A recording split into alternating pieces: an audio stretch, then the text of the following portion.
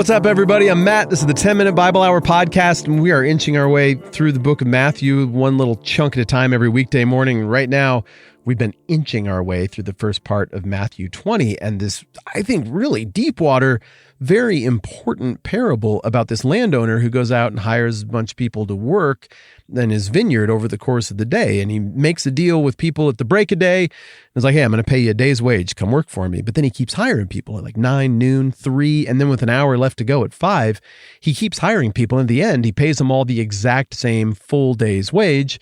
And because you understand human nature, the people who were there first are like, oh, that doesn't seem like that good a deal. And they're kind of gripey about it. But then the landowner pulls them aside, calls them friend after they gripe at him. And it's like, hey, it's my money. You got exactly what we contracted for. And if I want to be generous to these other people, don't I have the right to do what I want with my resources? Or is there something wrong with you? Or are you being envious? And then the parable wraps up with Jesus offering this concluding thought.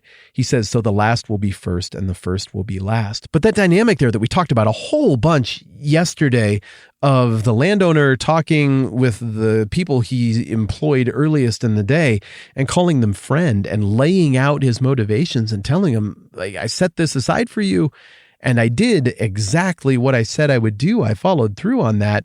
But look, if generosity is who I am and I'm going to be generous, like, you got to roll with me on that, maybe even participate in that. Don't be envious. Again, that's a lot of paraphrase of what I just told you. But that dynamic that we're talking about there, surely for a lot of you, took you right to the most famous parable in, I think, the entire Bible, that being the one you find exclusively in Luke chapter 15, that being the parable of the prodigal son.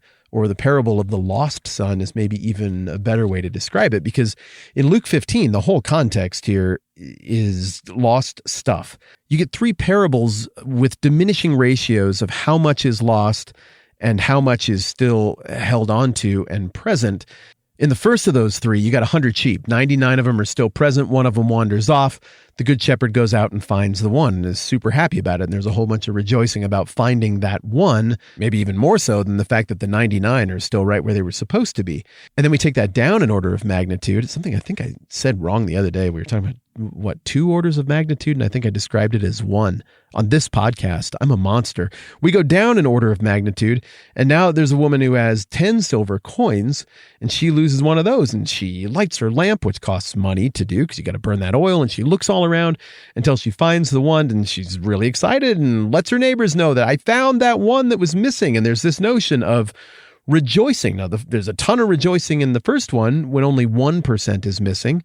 There's a ton of rejoicing in the second one when 10% is missing. But then we drop down another order of magnitude with this most famous parable, the longest of the 3, that being the parable of the prodigal son. And before we get into that parable, just as a quick side note here, I feel like this numerical reduction structure of Luke chapter 15 is a little bit reminiscent of Abraham's negotiation with God in Genesis chapter 18 for sparing Sodom and Gomorrah. Like, well, what if it's this many? Would you show mercy then? Okay, well, what if you can find this many people who are still righteous there? Wouldn't you spare it then?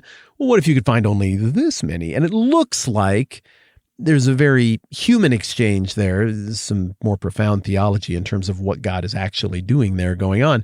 But it looks like what Abraham is doing is feeling out the generosity of God, the extent of God's grace, and everything that he negotiates for. God articulates a willingness to go there with him in terms of an extension of his grace. And in the end, it looks like Abraham's mistake was either that he overestimated how many righteous people would be in Sodom and Gomorrah because he got God all the way down to he would spare the cities for just 10, or Abraham's mistake was that he underestimated how gracious God was, because Abraham cuts off the negotiation. God was still with him all the way down to 10. Maybe Abraham should have pushed that a whole lot further. Yeah, I don't know. Maybe that text demonstrates that Abraham underestimated how far God was willing to go with his graciousness. The Old Testament is tricky and confusing at times, especially when it involves destruction and judgment. Whatever you make of that connection or non-connection, here, dedicating resources to go find the 1% when 99% are still there is considered an awesome win when the 1% gets found. Dedicating a bunch of resources to go and find the 10% when the 90% are still there, that's a huge win. Good use of resources. But now we get all the way down to 1 and 1. One is lost, one is found. And in the parable of the prodigal son, the younger of the two sons that this father has goes to his dad and effectively says, I can't wait for you to die. I just really need my inheritance right now.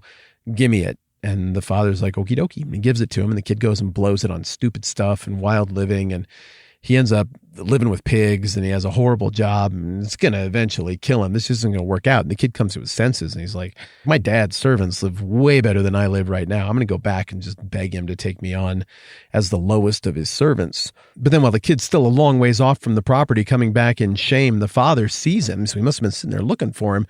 And the dad doesn't care how stupid he looks to his servants or anybody else. He hikes up his robes and goes sprinting to meet the kid. His heart's full of compassion, and he hugs him. And the kid starts his speech, and he's like, Dad, I practiced this. Just hear me out. I sinned against heaven and against you. I'm no longer worthy to be called your son. But the dad's like, shut up. And he tells the servants, quick, bring the best robe and all the best stuff. Put my ring back on his finger that says he's my son, he's my kid, he's my heir.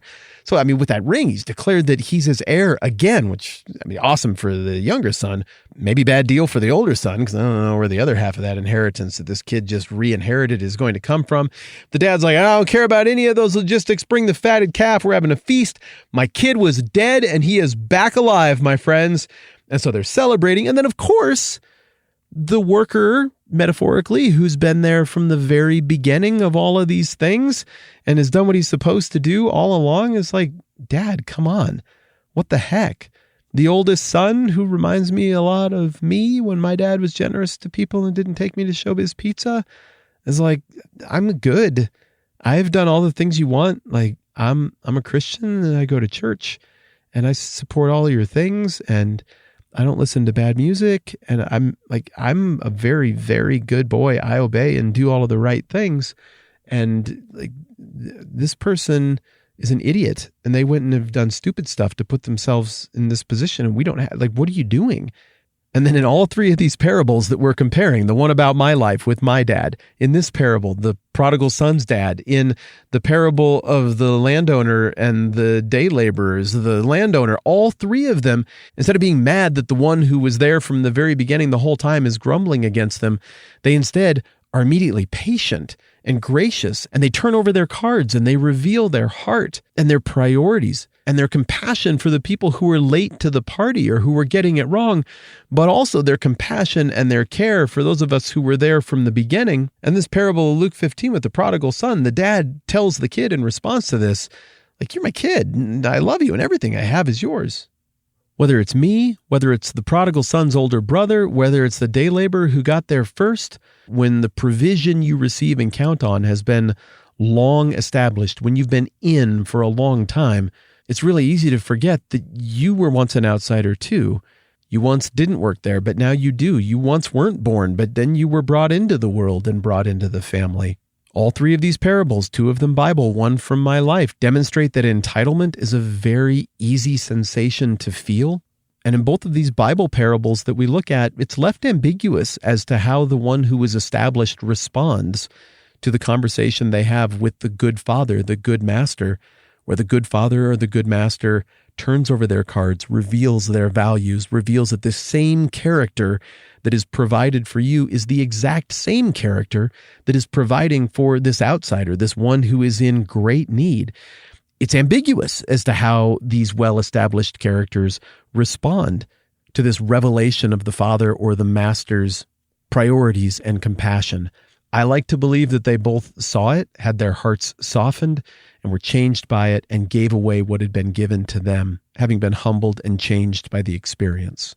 Thanks for tolerating my side jaunt into Luke today. I think that passage helps us make more sense of the dynamic we're seeing here in this parable of the landowner and the day laborers in Matthew chapter 20. We'll work on that more next time around. Hey, quick thanks once again to everybody who really does make this program possible by supporting it at patreon.com/the TMBH podcast. You don't have to do that, but you do, and it makes a world of difference. And thank you. I'm Matt. This is the 10-Minute Bible Hour podcast. Let's do this again soon.